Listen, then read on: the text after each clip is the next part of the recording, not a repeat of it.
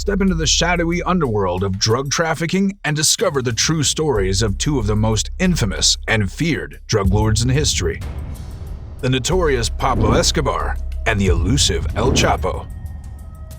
From their rise to power to their ultimate downfall, get ready for a wild ride through the dangerous world of organized crime. They were the kings of cocaine, the lords of the drug trade, and their names still evoke fear and fascination to this day. Pablo Escobar and El Chapo are two of the most notorious drug lords in history. But who held the most power in the murky world of organized crime? Was it the violent and flamboyant Escobar, or the slippery and elusive El Chapo?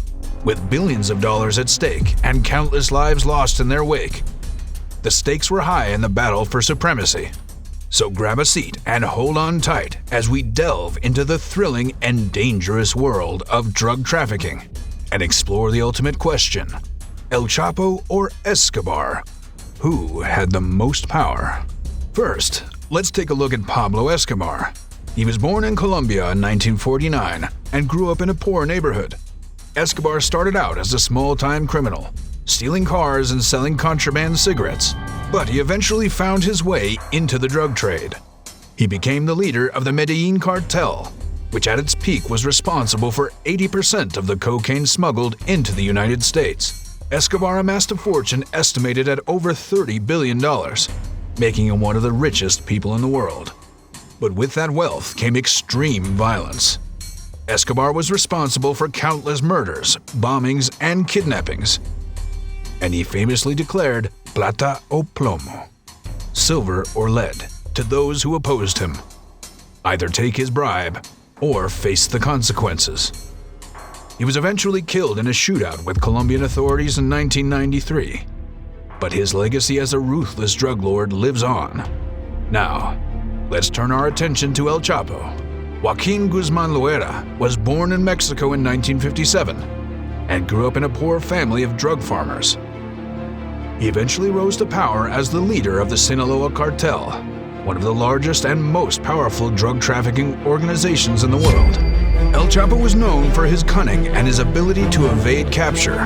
He famously escaped from prison multiple times, once through a tunnel dug under his cell. But El Chapo's reign was not without violence. He was responsible for countless murders and was known for his brutal methods of enforcing loyalty. He was eventually captured and extradited to the United States, where he was convicted of drug trafficking and other crimes in 2019. So, who had the most power? El Chapo or Escobar? It's difficult to say, as they operated in different times and in different methods of operation. But one thing is clear: both men were extremely powerful and dangerous drug lords who caused immense harm and suffering to countless people. As we wrap up this exploration of El Chapo and Escobar, it's important to reflect on the impact of their actions. The drug trade is a destructive force that ruins countless lives and communities.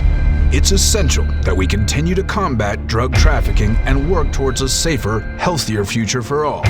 The motivations for becoming a drug lord can be complex and multifaceted, and likely differ from person to person. However, in the cases of El Chapo and Escobar, it's clear that the lure of money and power played a significant role.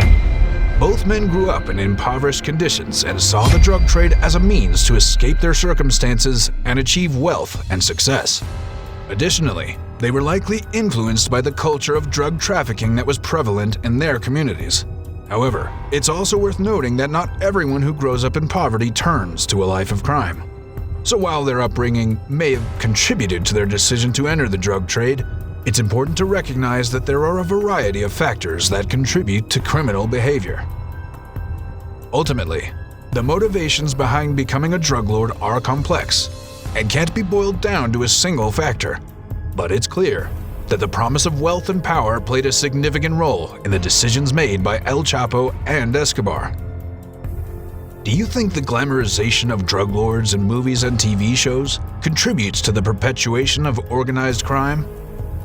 There is a concern among some experts and researchers that the glamorization of drug lords in movies and TV shows could contribute to the perpetuation of organized crime. By portraying drug lords as powerful and glamorous figures, these depictions may inadvertently glamorize criminal behavior and may make it seem more appealing to vulnerable individuals.